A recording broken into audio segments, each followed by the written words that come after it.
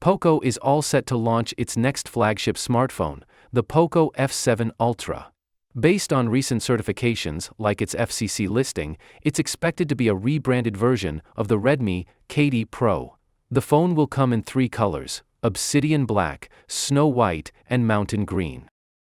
It features a 6.67-inch TCL Mini 990 LED 2K display with a resolution of 3,294 pixels, a 120Hz refresh rate, 12-bit color depth, and 3,200 nits peak brightness. Powering the Poco F7 Ultra is the Snapdragon 8 Elite processor, built on a 3nm processor, comprehending code number 38-hour and 44% GPU performance boost. It offers up to 16GB LPDDR5X RAM and 512GB UFS 4.0 storage.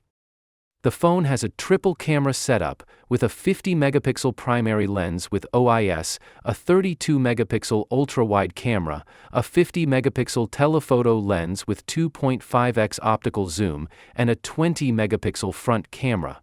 Its 6,000 mAh battery supports 120-watt wireless charging. Stay tuned for more updates. Don't forget to like, comment, and subscribe.